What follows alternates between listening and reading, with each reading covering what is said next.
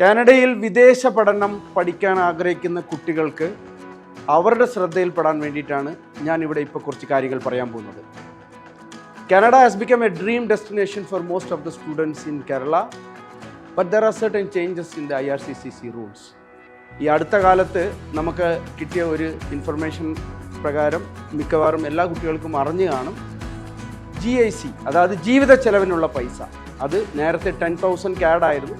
ജനുവരി 1, 2024 മുതൽ അത് 20,635 CAD ആയി മാറ്റിയിട്ടുണ്ട്. ഇത് പലരും പലതരത്തിലുള്ള അഭിപ്രായങ്ങൾ, so much of confusions everywhere you go, ഒരുപാട് തരത്തിലുള്ള അഭിപ്രായങ്ങളാണ് നമുക്ക് അശരീരിയായി കേട്ടുകൊണ്ടിരിക്കുന്നത്. ചിലർ പറയുന്നത് അവിടെ ഫിനാൻഷ്യൽ ബേർഡൻ ഉണ്ട്, അവിടെ ക്രൈസിസ് ആണ്, അവിടെ ഇൻഫ്ലേഷൻ്റെ പ്രശ്നമുണ്ട്, കുട്ടികൾക്ക് തന്നെ ഇതൊരു ബേർഡനാണ്, ഇത്രയും പൈസ മാതാപിതാക്കൾ ഇവിടുന്ന് കണ്ടെത്തണം എന്നുള്ള ഒത്തിരി കാര്യങ്ങൾ പറയുന്നത്. യഥാർത്ഥത്തിൽ ഗവൺമെൻറ് ഉദ്ദേശിക്കുന്നത് അവിടെ പഠിക്കാൻ വരുന്ന കുട്ടികൾ പഠിക്കുന്ന സമയത്ത് ജീവിത ചെലവിനുള്ള പൈസ സേഫ് ആയാൽ അവരുടെ ശ്രദ്ധ മുഴുവൻ ആ പഠനത്തിലായിരിക്കും എന്നുള്ളതാണ് ഏറ്റവും തുറന്ന് പറയുന്ന ഒരു സത്യം. അല്ലാതെ ഇതിൽ മറ്റാളുകൾ പറയുന്ന പോലെ ഇൻഫ്ലേഷൻ്റെതായിട്ടുള്ള ഒരുപാടില്ല, അതൊക്കെ കുറച്ച് കാര്യങ്ങളാണ്. പക്ഷേ ഇൻഫ്ലേഷനോ അവിടുത്തെ എക്കണോമിക് ക്രൈസിസോ ഒന്നുമല്ല.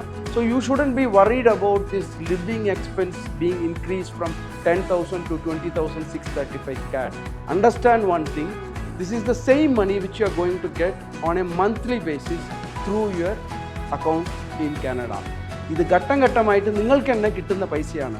ഉദ്ദേശം ഒന്ന് മാത്രമേ ഉള്ളൂ, പഠിക്കുമ്പോൾ സാമ്പത്തികമായി ഒരു ബേർഡനും സ്റ്റുഡൻറ്റിന് ഉണ്ടാകരുത് എന്നത് മാത്രമാണ്. ഇത് ഉപയോഗിക്കണമെന്നില്ല. ചില കുട്ടികൾക്ക് പോയ ഉടനെ പാർട്ട് ടൈം ജോബ് കിട്ടുന്നുണ്ട്. അങ്ങനെയുള്ള സാഹചര്യത്തിൽ കുട്ടികൾക്ക് അത് ഉപയോഗിക്കണമെന്നില്ല, അവർക്ക് പാർട്ട് ടൈമിൽ കിട്ടുന്ന ആ ഇൻകം കൊണ്ട് ജീവിക്കാം.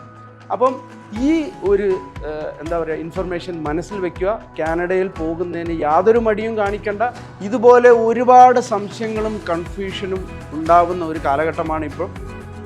സ്റ്റുഡൻസിനോട് എനിക്ക് പറയാനുള്ളത്, യാതൊരു തരത്തിലുള്ള സംശയവും വേണ്ട. നിങ്ങളുടെ സ്റ്റഡി ഡെസ്റ്റിനേഷൻ കാനഡയായിട്ട് തിരഞ്ഞെടുക്കുന്നതിൽ ഒരു സംശയവും വേണ്ട.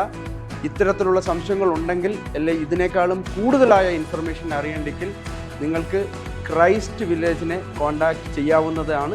ഇതിന് പുറമെ ക്രൈസ്റ്റ് വില്ലേജിൻ്റെ സോഷ്യൽ മീഡിയ പേജസും കൂടി ഫോളോ ചെയ്യുമ്പോൾ നിങ്ങൾക്ക് ഇതിലും ഒരുപാട് ഇൻഫർമേഷൻ കിട്ടും.